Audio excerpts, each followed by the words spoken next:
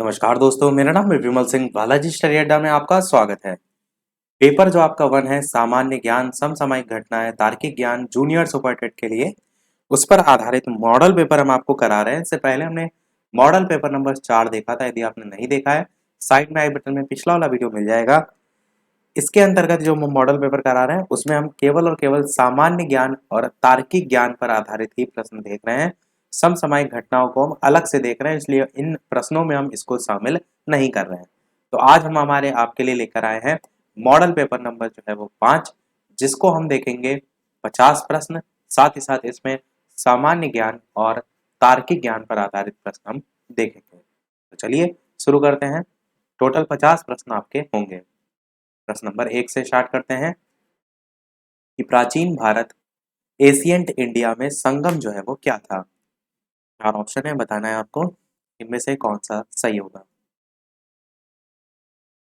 Answer की बात करते हैं, आपका ऑप्शन एबीसीडी में से तो तमिल जो कवि हैं उनका संघ या जो मंडल है ये आपका कहलाता है संगम। प्राचीन भारत की अगर बात करें तो अब संगम भी आपके अलग अलग थे। जैसे पहला जो संगम था इसमें अध्यक्ष जो है वो अगस्त ऋषि थे, और ये जो हुआ था वो आपका मदुरा जो है उसमें हुआ था।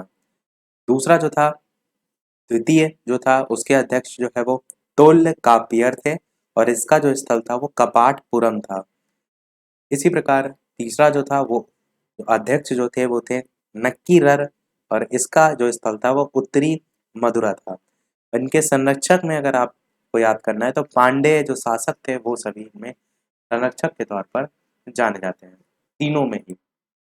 अगला है कि भारतीय जो थे उनके लिए सिल्क मार्ग किसने आरंभ किया था।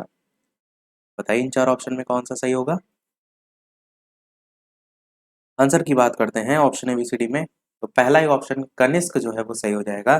कनिष्क जो है आपका कुषाण वंश जो है इसका सर्वश्रेष्ठ जो शासक है उसके रूप में जाना जाता था, और इसका राज्याभिषेक 78 ईस्वी में जो है हुआ था।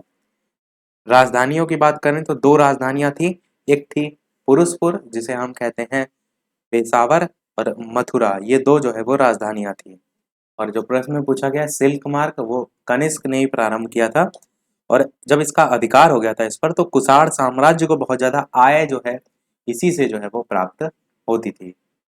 तीसरा प्रश्न है कि खजुराहो के मंदिर किसने बनवाए थे। बहुत बढ़िया प्रश्न है, पूछा बहुत जाता है, इंपॉर्टेंट प्रश्न है। बताइए 4 ऑप्शन में कौन सा सही होगा।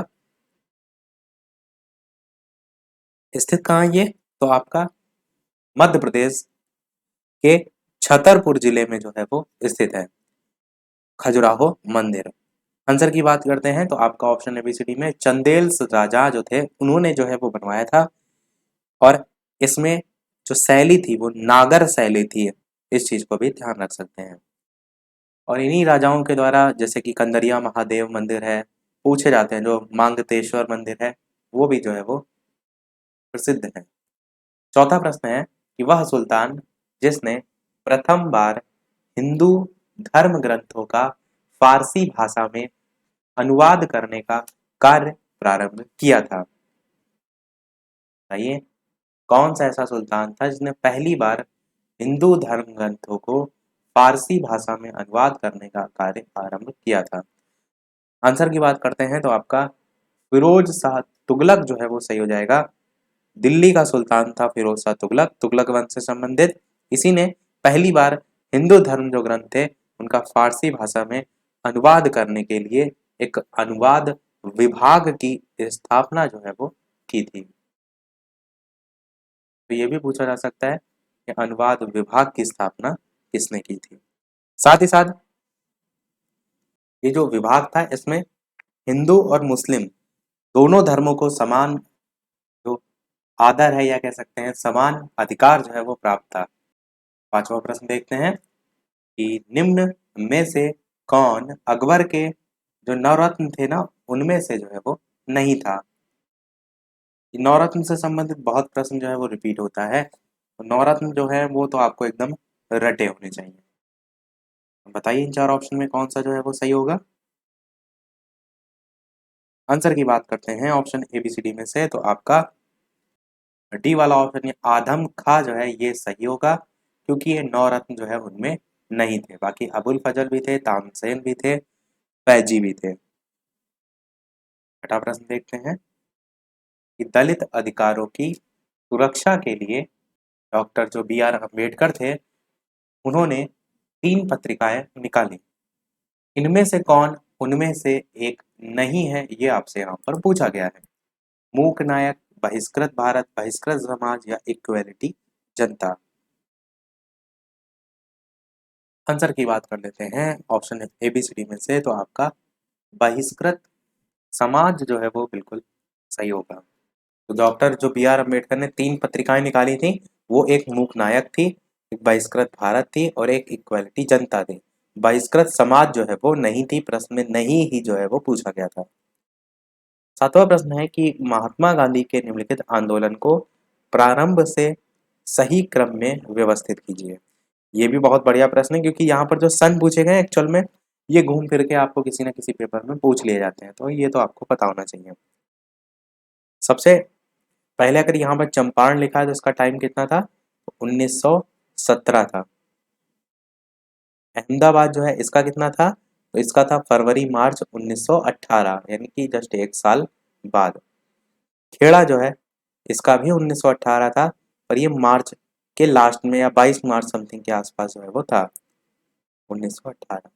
और असहयोग जो है ये आपका 1920 से लेकर के 22 तक चला था। यही पहला ही आंसर आपका बिल्कुल सही हो जाएगा, जिसमें एकदम सही क्रम जो है वो लिखा हुआ है। अगला है 1906 से 1920 के मध्य मोहम्मद अली जिन्ना की भूमिका भारत के स्वतंत्रता संघर्ष संग्राम में थी, किस प्रकार की थी, वो यहाँ पर पूछा गया है। बताइए ऑप्शन चारों में से कौन सा सही होगा। आंसर की बात कर लेते हैं ऑप्शन एबीसीडी में से, तो डी वाला ऑप्शन राष्ट्रवादी और धर्मनिरपेक्ष आपका सही होगा। मोहम्मद अली जिन्ना को तो सभी जानते हैं कि मोहम्मद अली जिन्ना जो है ये मुस्लिम लीग के प्रमुख नेता के रूप में जाने जाते थे, पाकिस्तान के निर्माता के रूप में जाने जाते थे। जन्म इनका हुआ था 1876 ईस्वी में कराची में। इन्होंने जो बैरिस्टर बनने की जो शिक्षा थी वो इंग्लैंड से प्राप्त की थी। स्टार्टिंग में कांग्रेस से जुड़ गए थे और उदारवादी विचारधारा से काफी प्रभावित हुए थे, और फिर जैसे जैसे टाइम बढ़ा तो 1906 का जब समय आया तो इन्होंने मुस्लिमों के लिए अलग प्रतिनिधित्व का जो है वो विरोध किया था। और 1914 का समय आया इसी में ही, तो कांग्रेस के प्रतिनिधि के रूप में ये इंग्लैंड भी जो है वो गए थे। साथ ही साथ 1916 का जब समय आया, देखिए 1906 पहले मैंने बताया, फिर 1914 मैंने बताया, फिर 1916, तो 1916 ईस्वी को जो लखनऊ अधिवेशन हुआ था उसकी अध्यक्षता भी इन्होंने ही जो है वो की थी। तो प्रश्न में पूछा क्या गया है कि 1906 से 1920 के मध्य मोहम्मद अली जिन्ना की भूमिका भारत के स्वतंत्रता संग्राम जो संघर्ष संग्राम थी उसमें थी, तो राष्ट्रवादी और धर्मनिरपेक्ष इस रूप में जो है वो देखने को मिलती है। नवा प्रश्न है कि आर्थिक निर्गम सिद्धांत का प्रतिपादन जो है वो किसने किया। 4 ऑप्शन है, बताइए इनमें से कौन सा जो है वो सही होगा।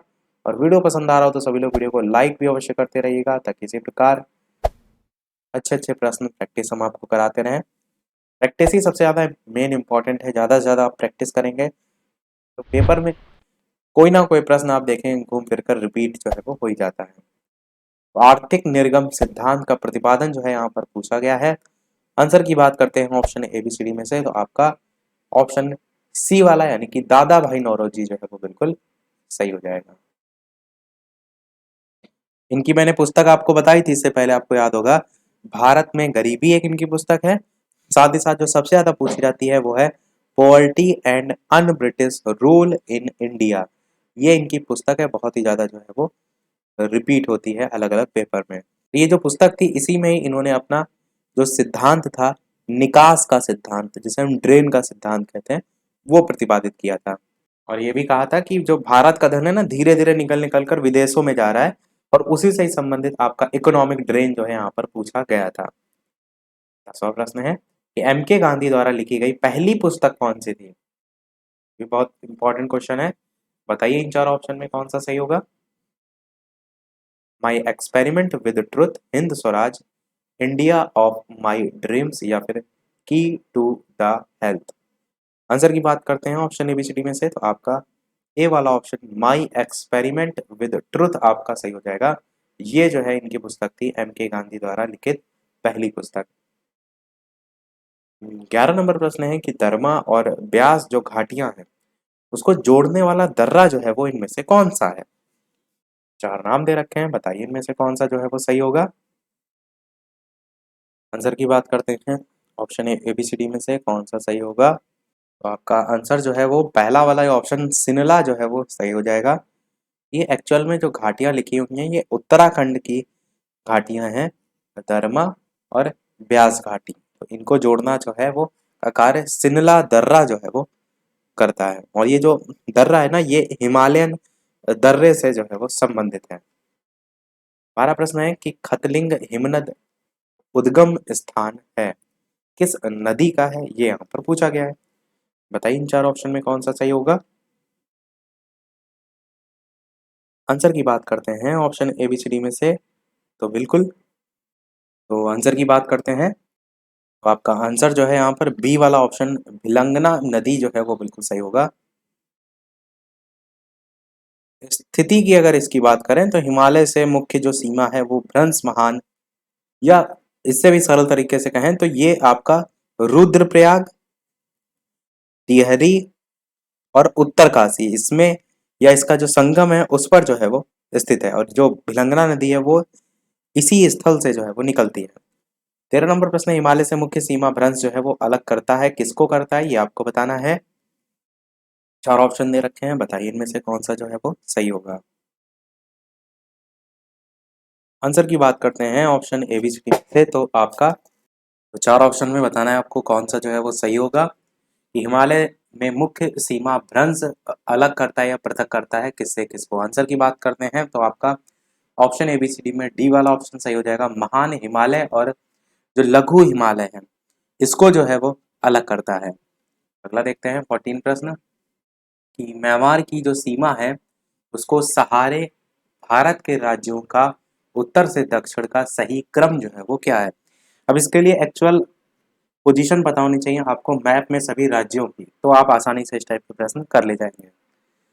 म्यांमार की सीमा के सहारे भारत के राज्यों का उत्तर से दक्षिण का सही क्रम अगर बात करें तो सबसे पहले अरुणाचल प्रदेश, फिर नागालैंड, फिर मणिपुर, फिर मिजोरम। तो ये आपका ए वाला ऑप्शन सही हो जाएगा।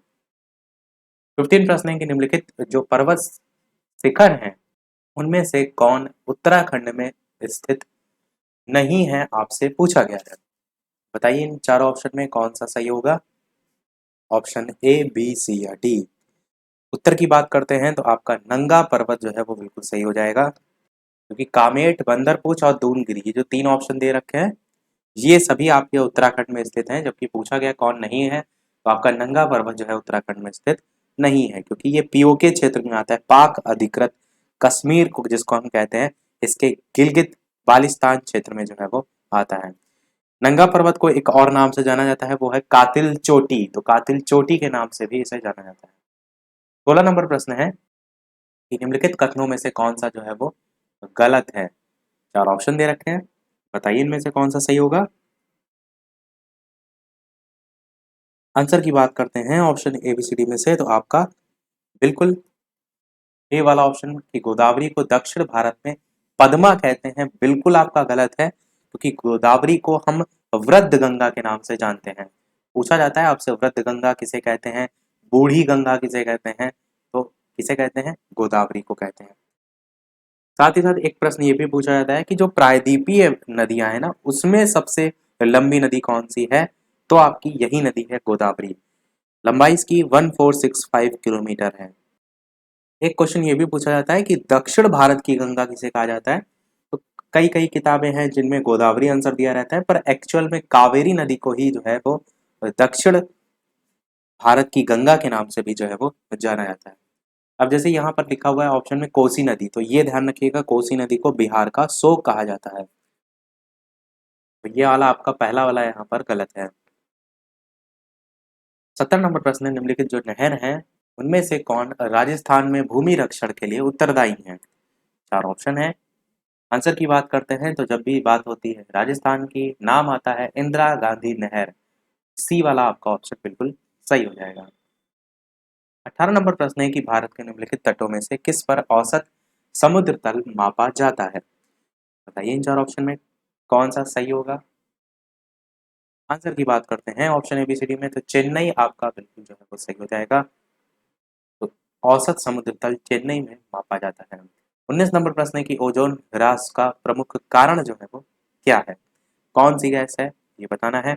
आप सभी जानते हैं। आंसर की बात करते हैं तो आपका क्लोरोफ्लोरोकार्बन, जिसे हम CFC जो है वो कहते हैं, ये एक प्रमुख कारण में आती है, जो कि रंगहीन गंधहीन गैस होती है और ओजोन परत की नुकसान या ह्रास के लिए मुख्य रूप से उत्तरदायी गैस होती है। एक प्रश्न ये भी पूछा जाता है कि ओजोन दिवस जो है वो कब मनाया जाता है? तो ओजोन दिवस जो है वो 16 सितंबर को जो है वो मनाया जाता है।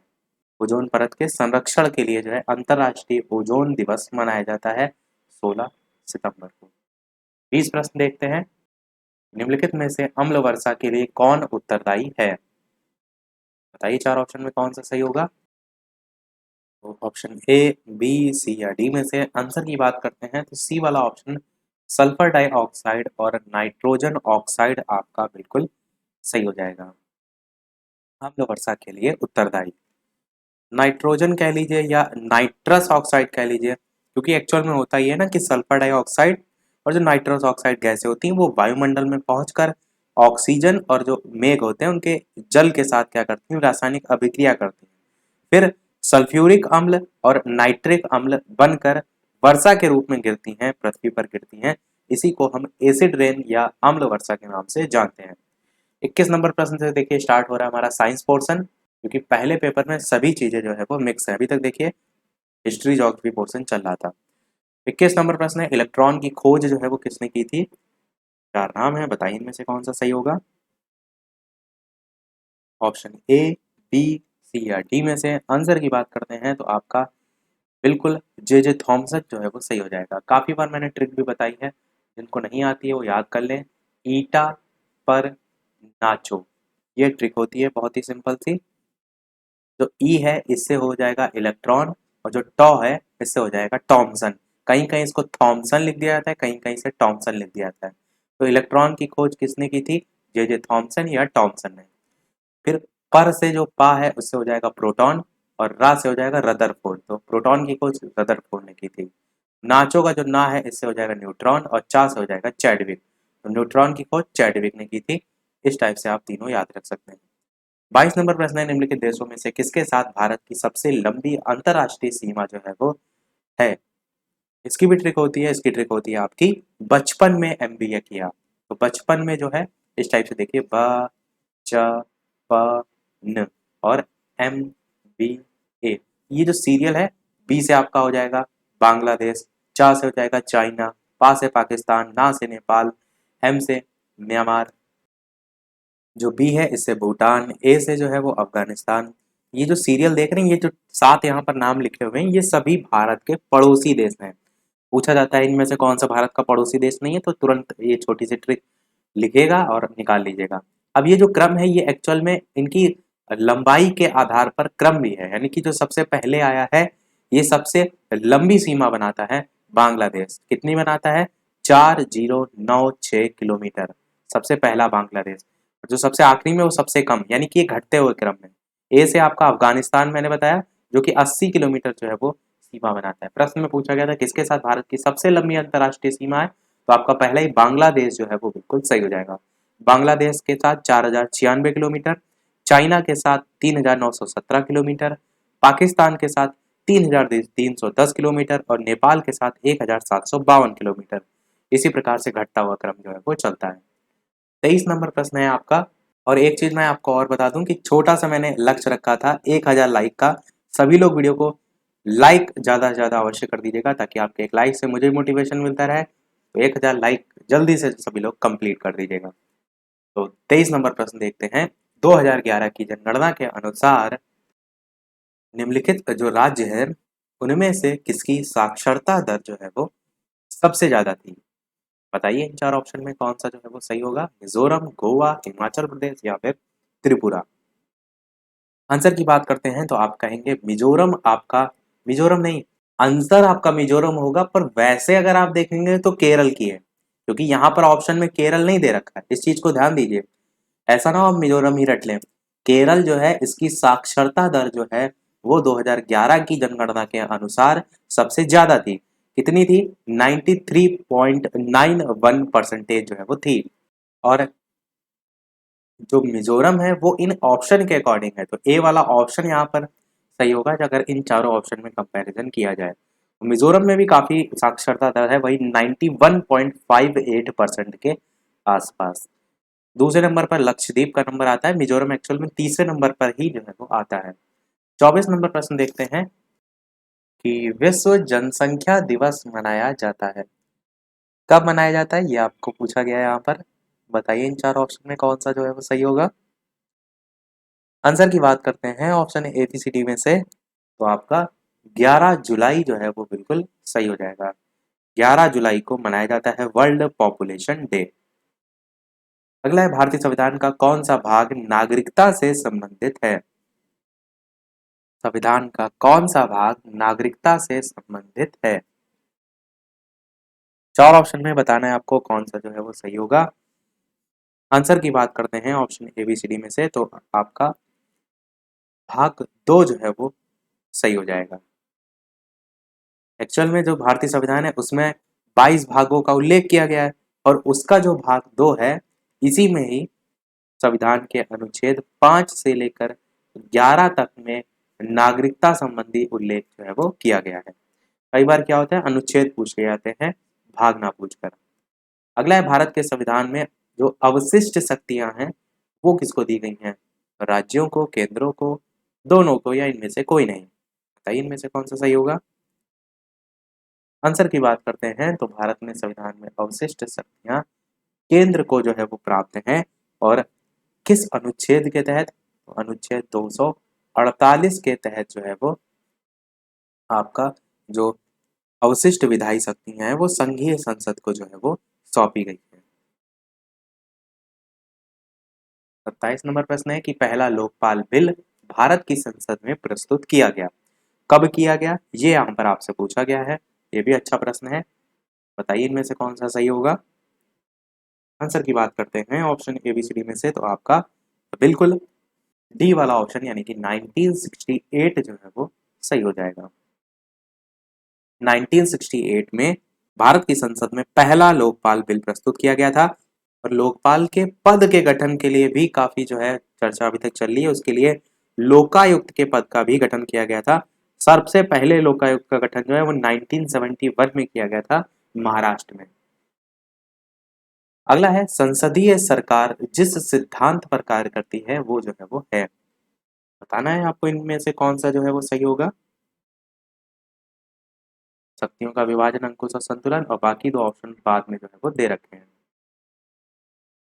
आंसर की बात करते हैं option A B C D में से, तो आपका सी वाला ऑप्शन यहाँ पर सही होगा।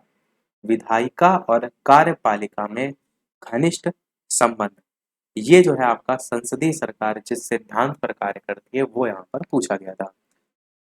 अगला प्रश्न है आपका 29 नंबर कि निम्नलिखित राज्यों में से कहाँ विधान परिषद यानी कि लेजिस्लेटिव काउंसिल जो है वो नहीं है, आपसे पूछा गया है। बताइए इन चार ऑप्शन में कौन सा सही होगा। और एक चीज ये भी कर लीजिएगा सभी लोग कि जब 50 प्रश्न पूरे कंप्लीट प्रैक्टिस कर लीजिएगा तो 50 में कितने प्रश्न आपके सही निकले, वो भी एक स्कोर अपना दिमाग में रखा करिए। कई बार क्या होता है, जब आप इस तरीके से स्कोर चेक करते हैं, अगर कम आ रहा होता है तो थोड़ा और मेहनत की आपको आवश्यकता होती है। तो ये मेन टेस्ट या मॉडल पेपर का मेन उद्देश्य होता है। तो सभी लोग अपना स्कोर भी अवश्य वीडियो के मेन कमेंट में लास्ट में बताइएगा कितने में से कितने आपके सही रहे। आंसर की बात करते हैं तो उत्तराखंड में विधान परिषद नहीं है, बाकी यूपी, महाराष्ट्र, कर्नाटक इन सभी में है। डी वाला आपका ऑप्शन सही हो जाएगा क्योंकि प्रश्न में नहीं ही पूछा गया था। अगला है कि भारत के राष्ट्रपति के चुनाव संबंधी विवाद का निपटारा कौन करता है। बहुत ही महत्वपूर्ण प्रश्न है ये आपका। बताइए इन चार ऑप्शन में कौन सा सही होगा। सर्वोच्च न्यायालय, निर्वाचन आयोग, संसद, या इनमें से कोई नहीं। देखिए यूपी में चुनाव आपके पंचायत चुनाव है तो कुछ ना कुछ तो उससे पूछा ही जाएगा। अगर आपका 18 का पेपर हो गया, डेट बढ़ती है नहीं है वो तो बाद में पता चलेगा। आंसर की बात करते हैं तो सर्वोच्च न्यायालय आपका बिल्कुल सही हो जाएगा। संविधान का अनुच्छेद है 171, इसके अनुसार चाहे राष्ट्रपति हो या फिर उपराष्ट्रपति हो, इसके निर्वाचन से उत्पन्न या फिर कोई विवाद हो गया, कोई शंका हो गया, तो ये सारी चीजें कहाँ जाती हैं? सर्वोच्च न्यायालय, जिसे हम उच्चतम न्यायालय भी जो है वो कहते हैं। इन सब का निर्णय उच्चतम न्यायालय द्वारा जो है वो किया जाता है और वही अंतिम मान्य होता है। अब राष्ट्रपति हैं तो जाहिर सी बात है छोटे मोटे से कहाँ काम चलेगा, सबसे हाई कोर्ट से भी ऊपर सुप्रीम कोर्ट जाना पड़ेगा। 31 नंबर प्रश्न है कि किस संविधान संशोधन के द्वारा शिक्षा का विषय राज्य सूची से समवर्ती सूची में स्थानांतरित किया गया? ये तो प्रश्न एकदम फेवरेट है, बताइए कौन सा सही होगा। एकदम रट के रखिए, इस टाइप का ये प्रश्न बहुत रिपीट होता है। आंसर की बात करते हैं ऑप्शन एबीसीडी में, तो आंसर की बात करते हैं ऑप्शन एबीसीडी में से, तो आप क्या कहेंगे? 42वां संविधान संशोधन आपका बिल्कुल सही हो जाएगा, जिसमें कि कुल 59 जो है वो प्रावधान थे और भारतीय संविधान का व्यापक और सर्वाधिक विवादास्पद जो संवैधानिक संशोधन था, इसी 42वें संविधान संशोधन को जाना जाता है। ये जो संविधान संशोधन था इसके द्वारा शिक्षा हो गई, नापतौल हो गया, वन हो गया, जंगली जानवर हो गया, पक्षियों की रक्षा हो गया, इन सभी के विषय राज्य सूची से निकालकर समवर्ती सूची में जो है वो रखे गए थे। तो शिक्षा भी इसी के तहत गया था। ध्यान रखिएगा 42वां संविधान संशोधन था। अगला प्रश्न है कि राज्य निर्माण की जो तिथि है कौन सा यहाँ पर सुमेलित है, आपसे पूछा गया, यानी कि सही जो है वो पूछा गया है। बताइए इन चार ऑप्शन में कौन सा सही होगा। आंसर की बात करते हैं तो आपका पहला ही ऑप्शन हरियाणा जो है वो सही हो जाएगा, 1 नवंबर 1966। तो ए वाला बिल्कुल सही है, बाकी गलत है। जैसे तेलंगाना है, ये आपका 2 जून 2014 को जो है वो इसका निर्माण हुआ था, तो बाकी सभी जो है वो गलत लिखे हुए हैं, तो ये अलग अलग आपके हैं। जिसमें तेलंगाना थोड़ा लेटेस्ट का है इसलिए मैंने आपको बता दिया। बजट की बात करते हैं, इसका मुख्य उद्देश्य होता है, बताना है आपको उद्देश्य क्या होता है। चार ऑप्शन दे रखे हैं, कौन सा जो है वो सही होगा। आंसर की बात करते हैं ऑप्शन एबीसीडी में से, तो आपका डी वाला ऑप्शन सभी सही हो जाएगा, यानी कि जवाबदेही सुनिश्चित करना, प्रबंधन के साधन के रूप में कार्य करना, आर्थिक विश्लेषण के लिए भी सुविधा देना, तो सारी चीजें ये आती हैं। अगला है 34 कि निम्नलिखित राज्यों में से कौन सा भारत में दालों का सर्वाधिक उत्पादक है। बताइए दालों का सर्वाधिक उत्पादन किस राज्य में होता है भारत के अंतर्गत। आंसर की बात करते हैं तो आपका एमपी यानी कि मध्य प्रदेश जो है वो सही हो जाएगा। यहाँ पर देश का लगभग 27.40% जो है आपका दाल का उत्पादन अकेले होता है। इसके बाद नंबर आता है आपका राजस्थान का, जहां पर देश का लगभग 11.03% दाल का उत्पादन होता है। उसके बाद नंबर आता है महाराष्ट्र का, जहां पर देश का लगभग 10.01% जो है वो नंबर आता है। और इस टाइप से आपका हो जाएगा, क्योंकि टॉप 3 पता होना चाहिए आपको। एक चीज ये भी है कि इन्हीं में ही जो दलहन है वो पूछ लिया था, तो दलहन उत्पादन में भारत का विश्व में पहला नंबर आता है। ये तो राज्यों को लेकर पूछा गया है, पर विश्व में दलहन आपका पहले नंबर का आता है। 35 प्रश्न आपका मोस्ट इंपॉर्टेंट है, भारत में श्वेत क्रांति का जनक किसको कहा जाता है। बताइए, प्रश्न ये भी बहुत अच्छा है। नॉर्मन बोरलॉग, स्वामीनाथन, वर्गीस कुरियन या विलियम गांधी, कौन सा सही होगा। श्वेत क्रांति का जनक किसको कहा जाता है। आंसर की बात करते हैं ऑप्शन एबीसीडी में से, तो कौन सा सही होगा। तो आपका ऑप्शन एबीसीडी में से वर्गीस कुरियन जो है आपका बिल्कुल सही होगा। भारत में श्वेत क्रांति के जनक के रूप में इन्हें जाना जाता है और इन्होंने 1973 में गुजरात में कोऑपरेटिव मिल्क मार्केटिंग फेडरेशन की स्थापना जो है वो की थी। एकदम कह सकते हैं दूध की नदियां बहने लगी थी, श्वेत क्रांति वहीं से निकल कर आया है। 36 नंबर प्रश्न है कि भारत में पंचायतों द्वारा निम्नलिखित में से कौन सा कर संग्रहित किया जाता है। बिक्री कर, सीमा शुल्क, भू राजस्व या स्थानीय मेलों पर कर। इंग्लिश में भी पढ़ सकते हैं, ब्रैकेट में लिखा हुआ है, जिनको इंग्लिश ज्यादा अच्छे से समझ में आती है। आंसर की बात करते हैं ऑप्शन एबीसीडी में से, तो आपका लास्ट वाला बिल्कुल सही होगा, यानी कि जो स्थानीय मेले होते हैं ना उन पर टैक्स लगाना, उन पर कर लगाना, वो आपका पंचायतों द्वारा जो है संग्रहित किया जाता है। बिक्री कर हो गया, सीमा शुल्क हो गया, ये सब तो केंद्रीय कर में आते हैं। ये दोनों जो है वो केंद्रीय कर में आते हैं, सेंट्रल लेवल पर टैक्स लगता है। और जो कृषि है, यानी कि जो भू राजस्व, ये लैंड रेवेन्यू है ना, तो ये कृषि से ही संबंधित है। तो कृषि जो ये टॉपिक है ये आपका राज्य टैक्स में आता है, राज्य उस पर टैक्स लगाते हैं। 35 नंबर प्रश्न है कि बंद अर्थव्यवस्था वह अर्थव्यवस्था है जिसमें केवल निर्यात होता है, बजट घाटा कम होता है, केवल आयात होता है या विदेशी व्यापार नहीं होता है। आंसर की बात करते हैं ऑप्शन एबीसीडी में से, तो आपका विदेशी व्यापार नहीं होता है, ये जो है आपका सही हो जाएगा। आप क्या कहेंगे, जिसमें आयात और निर्यात दोनों बंद होते हैं, कोई विदेशी व्यापार नहीं होता, उसी को हम बंद अर्थव्यवस्था कहते हैं। 38 नंबर प्रश्न कह रहा है ऊष्मागतिकी का पहला नियम संरक्षण के किस सिद्धांत से संबंधित है? आवेश, संवेग, ऊर्जा, पदार्थ। चार ऑप्शन है, बताइए। ऊष्मागतिकी का पहला नियम संरक्षण के किस सिद्धांत से संबंधित है? आंसर की बात करते हैं तो आपका ऑप्शन सी ऊर्जा जो है वो बिल्कुल सही हो जाएगा। और इसमें जो ऊष्मा होती है वो दो प्रकार के कार्यों में व्यय होती है। पहला आपका जो निकाय होता है उसकी आंतरिक ऊर्जा में वृद्धि करने में, जिसमें जो निकाय होता है उसका टेम्परेचर बढ़ जाता है, और दूसरा बाह्य कार्य करने में। तो ये जो नियम होता है ये ऊर्जा के संरक्षण को प्रदर्शित करता है। 39 प्रश्न है कि जैव प्रौद्योगिकी द्वारा कैंसर के इलाज के लिए तैयार की गई औषधि जो है वो है, कौन सी है, ये आपको जो है वो बताना है। चार ऑप्शन दे रखे हैं, इंटरफेरॉन, इंसुलिन, या फिर HGH, या फिर TCTSA। इस प्रकार से चार ऑप्शन है, बताना है आपको कौन सा सही होगा। जैव प्रौद्योगिकी द्वारा कैंसर के इलाज के लिए तैयार की गई औषधि जो है वो कौन सी है? आंसर की बात करते हैं तो इंटरफेरॉन जो है वो बिल्कुल सही हो जाएगा। इंटरफेरॉन जो है औषधि तैयार की गई है। अगला निम्नलिखित में से कौन शरीर में प्रतिरोधक क्षमता विकसित करता है? एंटीजन, एंटीबॉडी, एंजाइम या हार्मोन्स? हार्मोन्स तो आपका बिल्कुल कट जाएगा ऑप्शन, एंजाइम भी आपका बिल्कुल कट जाएगा ऑप्शन। बचे दो ऑप्शन, या तो एंटीजन आपका हो सकता है या एंटीबॉडी। अब बताइए इनमें से कौन सा सही होगा। आंसर की बात करते हैं तो एंटीबॉडी आपका जो है वो सही हो जाएगा। मानव शरीर में प्रतिरोधक क्षमता जो है, आप कहते हैं ना एंटीबॉडी जरूरी है, कोई दवा खाते हैं तो उसके एंटीबॉडी के रूप में बोलते हैं वर्ड, तो ये आपका जो है वो कार्य करता है, और ये आपका एक ग्लाइकोप्रोटीन होता है।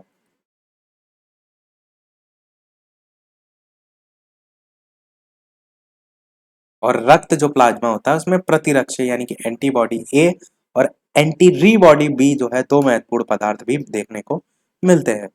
41 नंबर प्रश्न है, निम्नलिखित में से किसके द्वारा स्वाइन फ्लू होता है?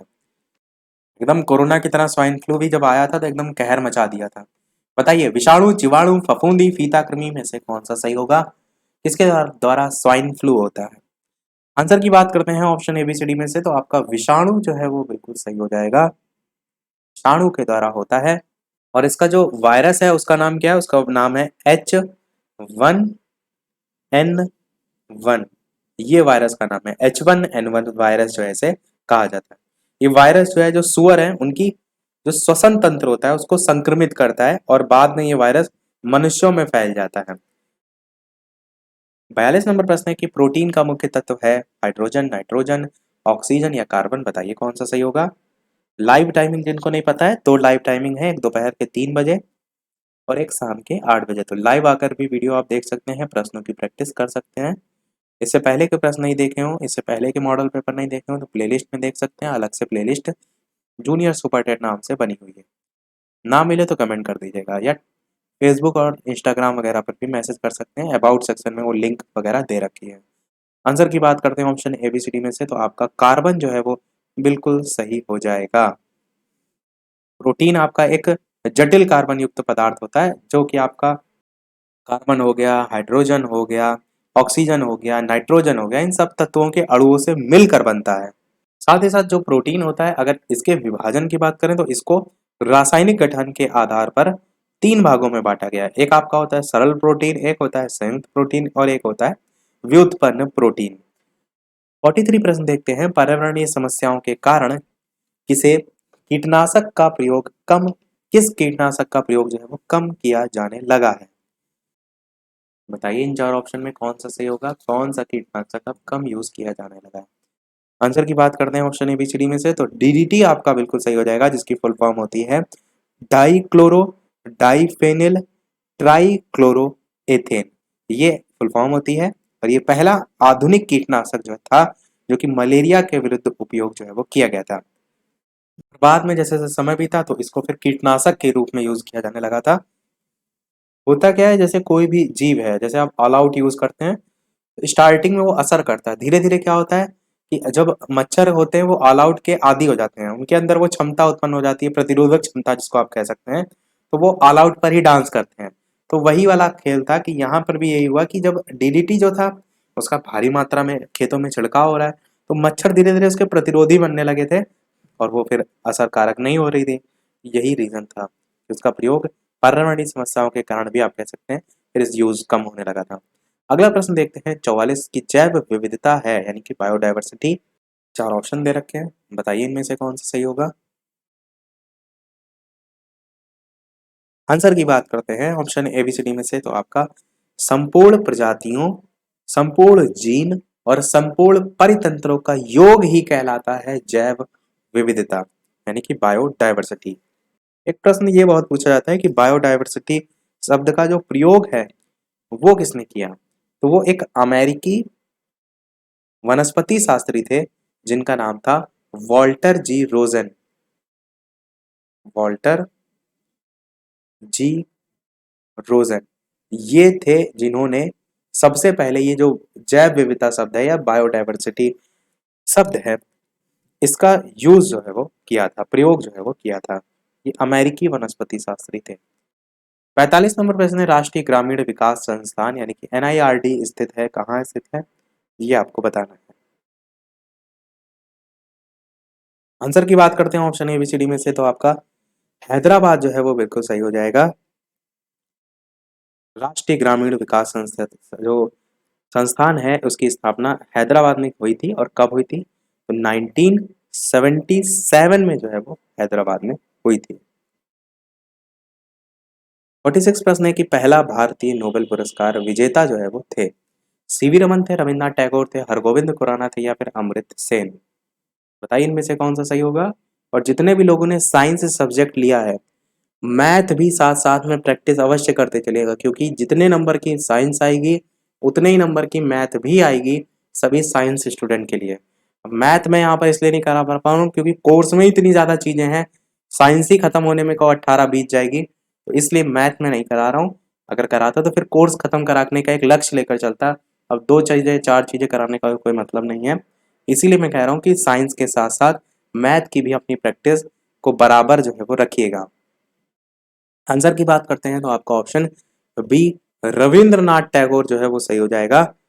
पहले भारतीय नोबेल पुरस्कार विजेता थे, और नोबेल पुरस्कार की स्थापना अगर आपसे पूछी जाए तो आप कहेंगे स्वीडन के वैज्ञानिक थे जिनका नाम था अल्फ्रेड बर्नहार्ड नोबेल। तो नाम में इनके नोबेल था ना, उसी के नाम पर इसका नोबेल पुरस्कार नाम पड़ गया था। और इन्होंने यानी अल्फ्रेड बर्नार्ड नोबेल ने 1901 ईस्वी में इसकी स्थापना जो है वो की थी। अब जो इसमें धनराशि दी जाती है तो इन्हीं के द्वारा लिखी गई वसीयत थी, उसी के आधार पर इनके द्वारा जो भी धन छोड़ा गया था उस पर ब्याज मिलता था, तो ब्याज से ही वो पुरस्कार जो है उन व्यक्तियों को जो है वो दिया जाने का यहाँ पर निर्णय लिया गया था, जिसमें विज्ञान, साहित्य, शांति, अर्थशास्त्र, इन सभी के क्षेत्र में योगदान देने वाले जो व्यक्ति होते हैं उनको दिया जाता है, जो हर साल मिलते हैं ना लेटेस्ट की, वो आपको पता होना चाहिए क्योंकि करंट अफेयर भी आपके कोर्स में है तो पूछा जा सकता है। और प्रश्न में जो पूछा गया था पहले भारतीय नोबेल पुरस्कार विजेता, तो रविन्द्रनाथ टैगोर थे। इन्हें ये पुरस्कार मिला था 1913 में, और 1913 में ये साहित्य के क्षेत्र में इनकी पुस्तक गीतांजलि के लिए जो है ये पुरस्कार मिला था। आगे और भी भारतीय थे जैसे सीवी रमन हो गए, उनको 1930 में मिला था। हरगोविंद खुराना है, उनको 1998 में मिला था। तो धीरे धीरे जो है वो मिलते गए। अमृत सेन को पुरस्कार भी मिला था। 47 प्रश्न है कि पद्म श्री पुरस्कार पाने वाले भारतीय अभिनेत्री कौन थी। स्मिता पाटिल, नरगिस दत्त, मीना कुमारी, मधुबाला। बताइए इनमें से कौन सा सही होगा। इसके बाद के जो प्रश्न है वो आपके रीजनिंग के हैं, यानी तीन ही प्रश्न है आपके। आंसर की बात करते हैं ऑप्शन ABCD में से, तो आपका नरगिस दत्त जो है वो सही हो जाएगा। इनको भारतीय सिनेमा में उत्कृष्ट योगदान के लिए सर्वप्रथम पद्मश्री पुरस्कार जो है वो मिला था। कब मिला था? तो 1959 ईस्वी में जो है वो मिला था। देखते हैं हम हमारा रीजनिंग पोर्शन। 3 प्रश्न है, 48, 49, 50। तो 48 नंबर प्रश्न है आपका कि नीचे दी गई श्रेणी में ऐसे कितनी विषम संख्याएं हैं जो किसी अन्य विषम संख्या के तत्काल बाद आई हैं, वो आपको यहाँ पर छांटना है। नीचे ऑप्शन भी दे रखा है 1, 2, 3 या 4, कौन सा सही होगा। जैसे देखिए 4 हो गया, 6 हो गया, 8 हो गया, सब सम संख्या है, पर एक आपकी कैसी संख्या है? विषम संख्या है। और इस विषम संख्या एक के बाद जस्ट बाद 3 जो आई है संख्या, वो भी एक विषम संख्या है। तो 13 आपकी एक ऐसी संख्या हो जाएगी। आपसे ऐसे ही कितनी संख्या छांटने को पूछा गया कि बताइए कितनी ऐसी संख्याएं होंगी, तो एक तो 13 हो जाएगी। धीरे धीरे और आगे बढ़ेंगे तो एक 15 पे आ जाएंगे। ये देखिए 15 एक आपकी एक ऐसी संख्या हो जाएगी, और साथ ही साथ 15 के साथ साथ 57 भी होगी। देखिए 157 लिखा हो ना, 157, एक तो संख्या ये हो जाएगी और एक संख्या आपकी ये हो जाएगी, क्योंकि एक भी विषम संख्या, उसके बाद आने वाली संख्या भी विषम है और सात भी आपकी विषम है। तो आपकी 3 टोटल संख्याएं होंगी, एक 13, एक आपकी 15 और एक आपकी 57। तो 3 ऐसी संख्याएं होंगी जो कि उसके जस्ट बाद आपकी जो संख्या आ रही है वो विषम संख्या होगी। तो आंसर आपका यहाँ पर सी वाला जो है यानी कि 3 जो है वो सही हो जाएगा। 49 नंबर प्रश्न कह रहा है कि यदि डिस्टेंस को ये लिखा जाता है उसी कूट भाषा में प्रेजेंट को क्या लिखा जाएगा, और नीचे 4 ऑप्शन आपको इस प्रकार से दे रखे हैं। तो आपको सबसे पहले पहचानना है लिखा किस प्रकार से गया है। डी को देखे लिखा गया ई, ABCD E। आई को देखे लिखा गया JK यानी एक का गैप आ रहा है। एस को देखिए PQRS TUV यानी कि क्या है, जो गैप है वो धीरे धीरे बढ़ता जा रहा है। पहले 1 है, फिर 2 है, फिर 3 है, फिर 4 है, ऐसे ही बढ़ता जा रहा है। तो आपको क्या करना है, सेम प्रेजेंट में भी चीज फॉलो करना है। कैसे फॉलो करना है?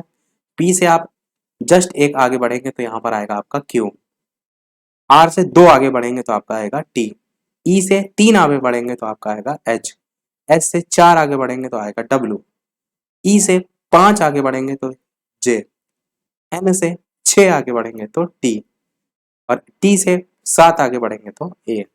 ये आपका आंसर हो जाएगा। नीचे ऑप्शन में मैच कर सकते हैं QTHWJTA। तो QTHWJTA आपका बी वाला ऑप्शन दे रखा है, यही बिल्कुल सही हो जाएगा। देखते हैं हमारा अगला और इस वीडियो का लास्ट प्रश्न। इसके बाद एक प्रश्न हम आपसे भी पूछेंगे, जैसे कि सभी वीडियो में हम आपसे एक ना एक प्रश्न पूछते हैं। एक प्रश्न देखते हैं कि कृष्ण उत्तर दिशा में 40 किलोमीटर की यात्रा करता है, उसके बाद दाएं मुड़कर 4 किलोमीटर और फिर बाएं मुड़कर 5 किलोमीटर की यात्रा, अंततः वो बाएं मुड़कर 4 किलोमीटर की यात्रा करता है, फिर वो अपने प्रस्थान बिंदु से कितनी दूरी पर होगा। इस टाइप से प्रश्न है, नीचे 4 ऑप्शन है, बताना है आपको कौन सा सही होगा। इस टाइप के प्रश्नों को पढ़कर आप सोचेंगे अरे इतना कठिन है, तो ऐसा बिल्कुल नहीं है। जैसे जैसे लिखा है वैसे वैसे बनाते जाइए, चुटकियों में इस टाइप के प्रश्न हो जाते हैं। कैसे? कह रहे हैं कृष्ण उत्तर दिशा में 40 किलोमीटर की यात्रा करता है, तो उत्तर ऊपर होती है, तो कृष्ण हमने मान लिया यहाँ खड़ा है और ये ऊपर जा रहा है उत्तर दिशा में, और कितना गया है? 40 किलोमीटर गया है। तो 40 किलोमीटर हमने यहाँ पर लिख दिया। यहाँ पर मान लेते चलिए ए पॉइंट है। फिर क्या है, 40 किलोमीटर की यात्रा करता है, उसके बाद दाएं मुड़ता है और 4 किलोमीटर जाता है। दायां इधर होता है, बायां उधर होता है, तो दायां मुड़ेगा और कितना चलेगा? 4 किलोमीटर। अभी 40 और 4 इसको मत समझ लीजिए, यहाँ पर हम केवल चित्र की बात कर रहे हैं। आप सोचेंगे अरे 40 में इतना ही डंडी लंबी है और 4 में बहुत ज्यादा हो गई, तो ऐसा कुछ नहीं है, वो केवल आपके समझने के लिए। ये 4 किलोमीटर हो गया। फिर कह रहा है फिर बाएं मुड़कर 5 किलोमीटर की यात्रा। जब व्यक्ति इधर देख रहा है, इस तरफ देख रहा है, तब इसका जो दायां बायां होगा, दायां नीचे हो जाएगा, बायां ऊपर हो जाएगा। कह रहा है बाएं मुड़कर 5 किलोमीटर यानी बायां ऊपर हो जाएगा। आप खुद से देख लीजिए उधर की ओर मुंह करके, आपको समझ में आ जाएगा। फिर बाएं मुड़कर 5 किलोमीटर की यात्रा करता है, तो ये ऐसे गया और 5 किलोमीटर यहाँ पर भी चला, ठीक है। और अंततः फिर वो बाएं मुड़कर 4 किलोमीटर की यात्रा करता है। देखिए 4 इधर गया था, 4 फिर से वो वापस पहुंच गया है, तो इसी रेखा में आ गया, क्योंकि 4 गया था 4 आया, ठीक है। तदनुसार वो अपने प्रस्थान जो बिंदु है उसे कितनी दूर है, तो 40 यहाँ से यहाँ तक, यहाँ से पूछा गया है यहाँ तक की दूरी। तो ये जो 5 है वो 5 यहाँ पर भी हो जाएगा, क्योंकि वो 4 4 बराबर था। तो 40 वाली ये वाली लेंथ और 5 वाली ये वाली लेंथ, तो 40 + 5 45 किलोमीटर आपका आंसर बिल्कुल सही हो जाएगा। आसान था प्रश्न, केवल देखने में बड़ा लगता है, ऐसा कुछ नहीं है। जब आप प्रैक्टिस करेंगे तो आसानी से कर ले जाएंगे। अब एक प्रश्न आपके लिए भी, पर वो प्रश्न देखने से पहले वीडियो अभी तक आपने लाइक ना किया हो तो जितने भी लोग वीडियो देख रहे हैं सभी लोग वीडियो को लाइक अवश्य कर दीजिएगा। आपके एक लाइक से मुझे मोटिवेशन मिलता रहे। चैनल पर नए हो सब्सक्राइब करके भी अवश्य जुड़ जाएगा। साथ ही साथ टेलीग्राम चैनल से नहीं जुड़े हैं तो लिंक आपको डिस्क्रिप्शन में मिल जाएगी, सर्च करके भी बालाजी स्टडी अड्डा जुड़ सकते हैं। साथ ही साथ वीडियो को शेयर भी और लोगों के साथ कर दीजिएगा ताकि और लोग भी प्रश्नों की प्रैक्टिस जो है वो कर सकें। ये है आपका इस वीडियो का प्रश्न, जिसको आपको वीडियो के मेन कमेंट में टाइप करके जो है वो बताना है। ये सत्य शोधक समाज की स्थापना किसने की थी? पहला ऑप्शन है BR अम्बेडकर, दूसरा ऑप्शन है संतराम, सी ऑप्शन है ज्योतिबा फूले और डी ऑप्शन है भास्कर राव जाधव। तो आप ABCD करके भी बता सकते हैं या डायरेक्ट नाम टाइप करके भी बता सकते हैं। ये जो प्रश्न मैंने पूछा ये आगे आने वाला जो मॉडल पेपर होगा उससे पूछा है, यानी कि इसके बाद जो मॉडल पेपर कराएंगे वहां पर इसका आंसर भी जो है हम बता देंगे। मैंने स्टार्टिंग में बीच में वीडियो में बताया था कि 50 में से आपके कितने प्रश्न सही रहे, अपना स्कोर भी वीडियो के मेन कमेंट में अवश्य बताइएगा। इससे पहले के मॉडल पेपर आपने नहीं देखे हैं तो जरूर देख लीजिएगा, प्लेलिस्ट में वीडियो आपको मिल जाएगा। तो आज के वीडियो में इतना ही रखते हैं, मिलते हैं अगले वीडियो में कुछ नए प्रश्नों के साथ, कुछ नए प्रैक्टिस सेट के साथ। तब तक के लिए नमस्कार। Thank you for watching.